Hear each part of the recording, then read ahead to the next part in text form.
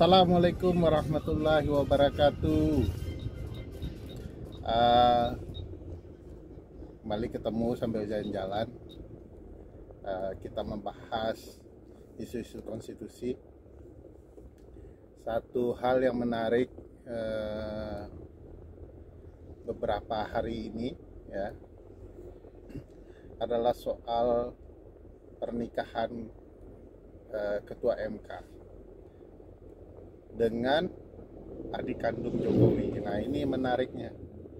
Ini pernikahan keluarga kerajaan lah kalau di Inggris ya. Secara konstitusional dalam konteks biasa, kalau ini warga negara biasa, berlaku ya pasal 28B Undang-Undang Dasar 1945, di mana setiap orang ya dijamin haknya untuk membentuk keluarga dalam ikatan pernikahan yang sah. Jadi boleh tuh setiap orang, adik Pak Jokowi, ketua MK, tukang becak, supir bajai, boleh kok melangsungkan pernikahan, malah dilindungi oleh Undang-Undang Dasar. Tapi dalam konteks penyelenggaraan negara, karena ada kuasa, ada power ya di dalam kewenangan yang dimiliki oleh penyelenggara negara dan lembaga negara tempat dia menjalankan tugas, maka mestinya berlaku pembatasan hak ya, sebagaimana diatur di pasal 28J ayat 2 Undang-Undang Dasar 1945. Nah, ini kalau mau dikaitkan ya kita harus membangun penyelenggaraan negara yang betul-betul bersih dan bebas dari KKN sebagaimana ditentukan Undang-Undang 28 tahun 99. Nah, di dalam ketentuan undang-undang ini betul-betul penyelenggara negara itu diminta untuk menjauhkan dirinya ya dari kepentingan yang berkaitan dengan keluarga. Jadi semacam melarang konflik kepentingan yang berkaitan dengan keluarga ya. Hal yang sama juga diatur di dalam undang-undang administrasi pemerintahan, karena bagaimanapun penyelenggara negara, terutama pejabat tata usaha negara dan ketua MK bagian dari itu ya. Di dalam Undang-Undang 30 2014 itu dilarang kemudian konflik kepentingan. Nah, kalau beliau nikah dengan warga biasa saja, potensi konflik kepentingan itu bisa ada, apalagi dengan keluarga kerajaan ya, quote and quote istana kepresidenan. Jadi sama sekali secara hak konstitusional saya tidak melarang, tapi karena undang-undang kita antisipasi terhadap berbagai kekuasaan, modus munculnya konflik kepentingan, ya memang harus berhati-hati ya.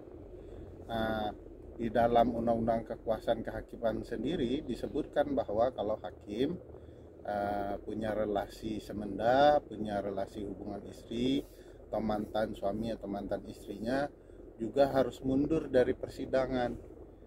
Jadi tidak mundur dari lembaganya, itu benar. Tapi problematikanya di dalam konflik kepentingan yang akan muncul jika ketua MK menikah dengan adik Pak Presiden adalah presiden itu adalah kepala negara sekaligus kepala pemerintahan. Di dalam pasal 4 Undang-Undang Dasar 1945, kepala pemerintahan itu adalah seorang presiden. Nah, di dalam pembentukan undang-undang ada dua keterlibatan Presiden Jokowi sebagai kepala negara sekaligus kepala pemerintahan. Persetujuan bersama sebuah undang-undang melalui pemerintahan, tapi eksekusinya atas nama presiden itu rata-rata. Misalnya kalau pemerintah mengirimkan perwakilan untuk pembahasan undang-undang dengan DPR atau DPD ya, dan atau DPD, maka itu melalui surat presiden. Kalau kemudian terjadi persetujuan bersama, ya, maka kemudian segera diundangkan. Tanda tangan Presiden dan Menteri Hukum dan HAM, gitu ya. Kalau dilihat setelah kemudian diundangkan, semua sebaran undang-undang yang resmi itu pakai kop Presiden Republik Indonesia. Jadi Presiden terlibat, ya, secara langsung dan tidak langsung di dalam pembentukan undang-undang. Nah, bayangkan sebagian besar kewenangan MK yang dijalankan harian itu adalah pengujian undang-undang, ya, pengujian undang-undang. Otomatis Presiden menjadi pihak, ya, meskipun yang tampil itu anak buahnya. Nah, ini kan jadi problematika, masa tiap hari mundur dari persidangan. Itu sebabnya saya pikir memang harus mundur dari Mahkamah Konstitusi demi cinta itu tadi. Nah, saya tentu saja menghormati, ya, hak personal. Secara pribadi saya juga menghormati Ketua MK Pak Anwar Usman.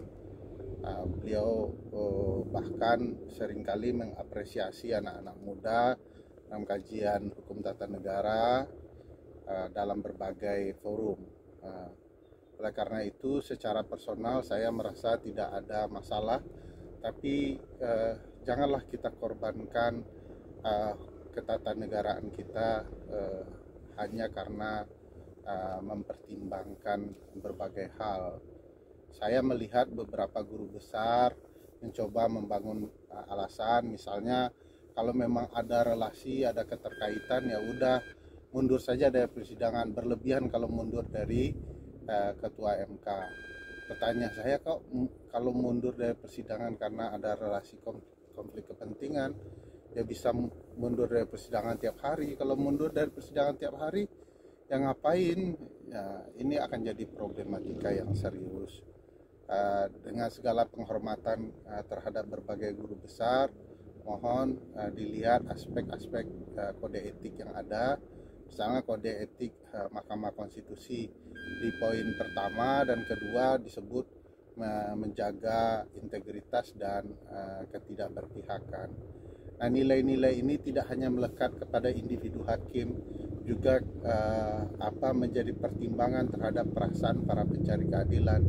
Bagaimana pula perasaan pencari keadilan ketika kemudian ada pengujian undang-undang yang berkaitan dengan presiden yang merupakan kakak ipar ketua MK, begitu ya?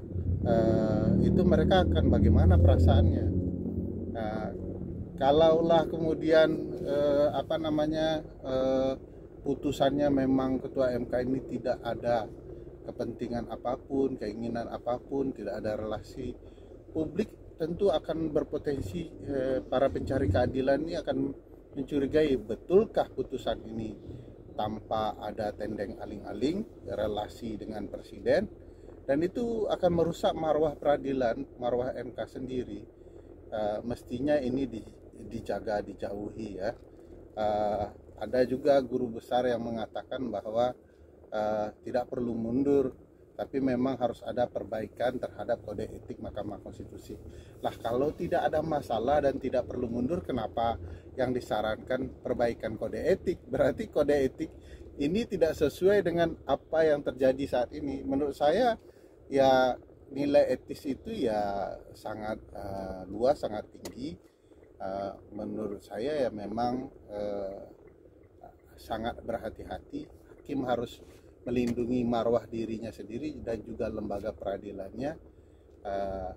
Mohon ditimbang, diingat-ingat bahwa atas dasar konstitusi, atas dasar pasal 24C bahwa hakim konstitusi adalah seorang negarawan yang memiliki integritas dan kepribadian tidak tercela, yang memahami konstitusi dan ketatanegaraan.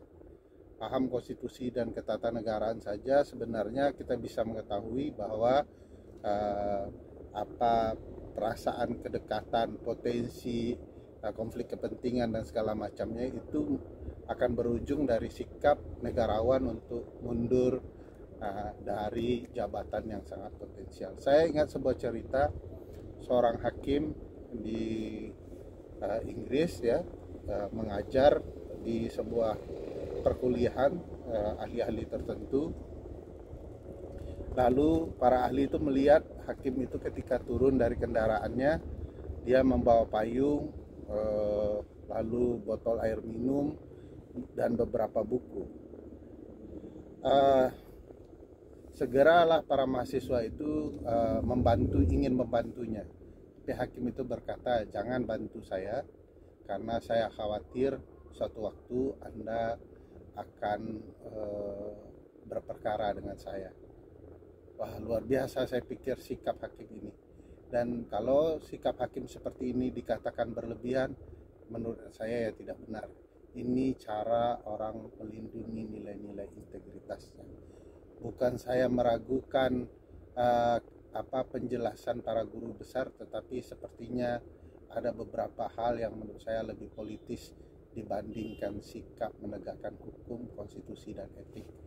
Mudah-mudahan saya salah, mudah-mudahan tidak akan terjadi konflik kepentingan, tapi sekali lagi gedung peradilan akan kehilangan nuansa kewibawaannya jika relasi-relasi seperti ini dipertahankan dan dibiarkan. Salam konstitusi. Assalamualaikum.